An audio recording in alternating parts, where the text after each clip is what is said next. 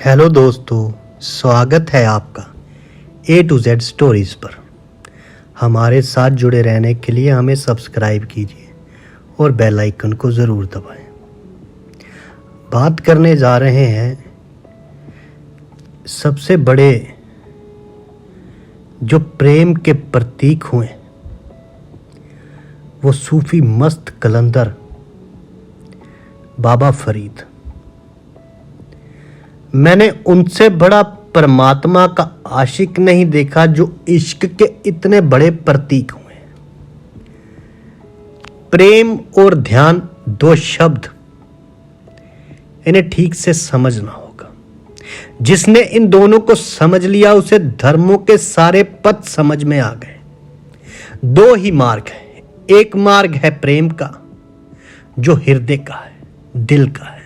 एक मार्ग है ध्यान का जो बुद्धि का है। ध्यान के मार्ग पर बुद्धि को शुद्ध करना है, इतना शुद्ध कि बुद्धि शेष ही ना रह जाए, शून्य हो जाए। प्रेम के मार्ग पर हृदय को शुद्ध करना है, इतना शुद्ध कि हृदय खो जाए, प्रेमी खो जाए। दोनों ही मार्ग से शून्य की उपलब्धि करनी है, मिटना है। कोई विचार को काट काट कर मिटेगा, कोई वासना को काट काट कर मिटेगा। प्रेम और वासना से, प्रेम है वासना से मुक्ति, ध्यान है विचारों से मुक्ति। इशारा एक ही की तरफ है। जब तक दो हैं तब तक संसार है। जैसे ही एक बचा संसार खो गया। ध्यानी ने परमात्मा के लिए अपने शब्द गढ़े हैं। सत्य, मोक्ष, निर्वाण प्रेमी ने अपने शब्द गढ़े हैं। परमात्मा प्रेमी का शब्द है। जो ध्यान में रहता है व्यक्ति वो सत्य, मोक्ष, निर्वाण की बात करता है। परमात्मा प्रेमी जिस शब्द की बात करता है वो परमात्मा है। हजरत गंज शकर बाबा फरीदुद्दीन गंज शकर रहमतुल्लाह अलैह, शेख फरीद प्रेम के प्रतीक थे। और जैसा प्रेम का गीत फरीद जी ने गाया वैसा किसी ने नहीं गाया। कबीर जी भी प्रेम की बात करते हैं लेकिन ध्यान की भी बात करते हैं। दादू भी प्रेम की बात करते हैं लेकिन ध्यान की बात को बिल्कुल भूल नहीं जाते। गुरु नानक भी प्रेम की बात करते हैं लेकिन वे ध्यान से मिश्रित हैं। बाबा फरीद ने शुद्ध प्रेम के गीत गाए, ध्यान की बात ही नहीं की। प्रेम में ही ध्यान जाना है, इसलिए प्रेम की इतनी शुद्ध कहानी कहीं और ना मिलेगी। फरीद खालिस प्रेम है, आशिक है परमात्मा के। जिसे तुम प्रेम कहते हो फरीद जी उसको वो प्रेम नहीं कहते। तुम्हारे प्रेम तो धोखे हैं, वे प्रेम है ही नहीं, सिर्फ प्रेम की नकल है, नकली सिक्के हैं। इसलिए तो उस प्रेम में सिवाय दुख के तुम्हें और कुछ ना मिला। जिस प्रेम की बात फरीद जी कर रहे हैं वे तो तभी पैदा होता है जब तुम मिट जाते हो। तुम्हारी कब्र पर उगता है फूल उस प्रेम का। तुम्हारी राख से पैदा होता है वे प्रेम। तुम्हारा प्रेम तो अहंकार की सजावट है। तुम प्रेम में दूसरे को वस्तु बना डालते हो। तुम्हारे प्रेम की चेष्टा में दूसरे की मालिकियत है। तुम चाहते हो तुम जिसे प्रेम करो वे तुम्हारी मुट्ठी में बंद हो, तुम मालिक हो जाओ। दूसरा भी यही चाहता है।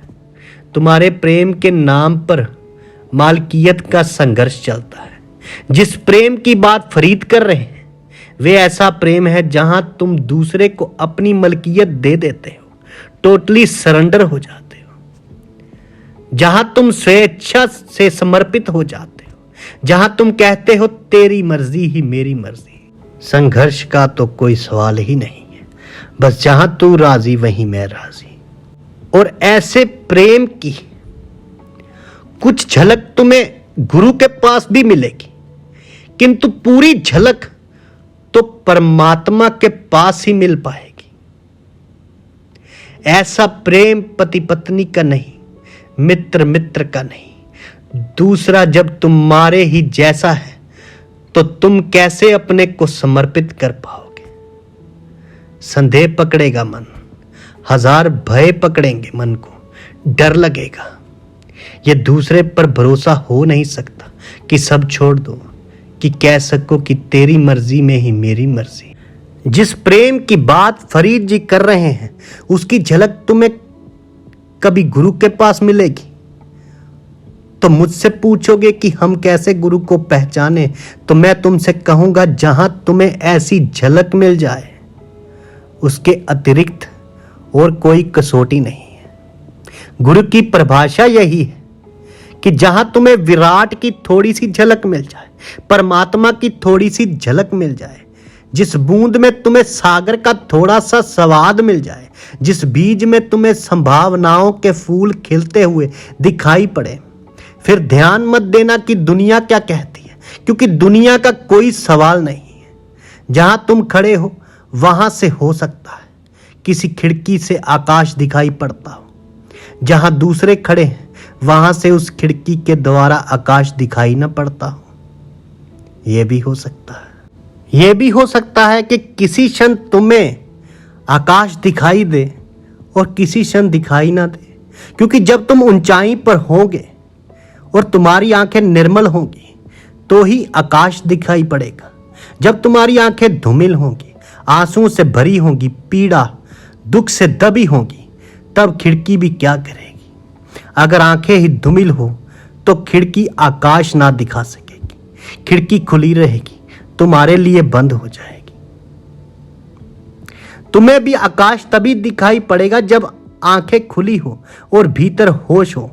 आंख भी खुली हो और भीतर बेहोशी हो तो भी खिड़की व्यर्थ हो जाएगी। फरीद जी बोलते हैं, बोले शेख फरीद प्यारे अल्लाह लगे। फरीद कहते हैं, प्यारो अल्लाह से लग जाओ, वैसे ही जैसे अल्लाह तुमसे लगा है। यहां किस अल्लाह की बात हो रही है, जरा गौर फरमाना। हिंदू के अल्लाह से मत लगना, मुसलमान के अल्लाह से मत लगना, नहीं तो शर्त हो जाएगी। मंदिर के अल्लाह से मत लगना, मस्जिद के अल्लाह से मत लगना, नहीं तो शर्त हो जाएगी। जैसे वे बेशर्त लगा है, ना पूछता है कि तुम हिंदू हो, ना पूछता है कि तुम मुसलमान हो, ना पूछता है कि तुम जैन हो कि बौद्ध हो कि ईसाई हो, पूछता ही नहीं। वो तो ये तक नहीं पूछता कि तुम स्त्री हो कि पुरुष, ना पूछता है कि काले हो कि गोरे हो, कुछ पूछता नहीं, बस तुमसे लगा है। ऐसे ही तुम भी मत पूछो कि तू मस्जिद का है या मंदिर का, तू कुरान का है कि पुराण का, तू गोरे का है कि काले का, तुम भी लग जाओ। मंदिर और मस्जिद के अल्लाह ने मुसीबत खड़ी की है। तुम उस अल्लाह को खोजो जो सब में व्यापत है, सब तरफ मौजूद है, जिसने सब तरफ अपना मंदिर बनाया है। कहीं वृक्ष की हरियाली में, कहीं झरने के नाद में, कहीं पर्वत में, कहीं बाजार के शोर में, जिसने बहुत तरह से अपना मंदिर बनाया है। सारा जगत उसके ही मंदिर के स्तंभ है, सारा आकाश उसकी ही मंदिर का चंदोवा है, सारा विस्तार उसकी ही भूमि है।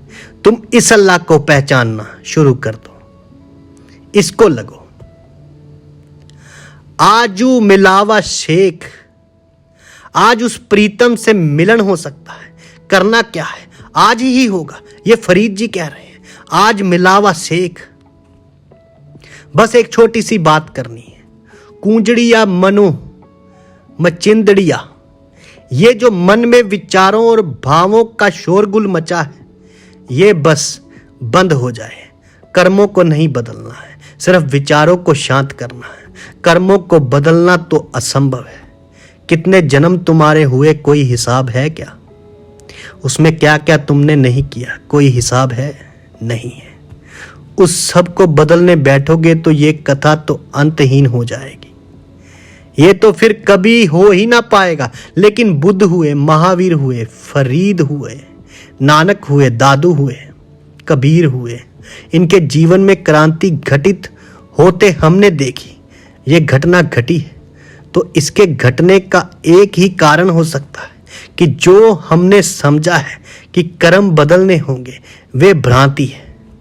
सिर्फ विचार गिरा देने काफी होंगे। सुन्न होना पड़ेगा, सन्नाटा आएगा, विचारों को खत्म करना होगा। कोई विचारों को काट काट कर उसकी ओर जा पाएगा, कोई वासनाओं को मिट जाने से ही मिलेगा। ये उस इश्क की, उस मोहब्बत की, उस प्रेम की बात की है बाबा फरीद जी ने। बाबा फरीद पूर्ण इश्क के मजस्मे, दरिया है वो मेरे लिए, और उनसे बड़ा परमात्मा का आशिक मैंने ना देखा। बाबा फरीद का प्रेम कोई मांग नहीं। प्रेम जहां मांग है वहां प्रेम नहीं, धोखा है। फिर वहां कला है, कलेश है। अगर गुरु से भी कोई तुम्हारी मांग हो कि समाधि मिले, परमात्मा मिले, आत्मज्ञान मिले, अगर ऐसी कोई मांग हो तो वहां भी सौदा कर रहे हो तुम, वहां भी व्यवसाय जारी है।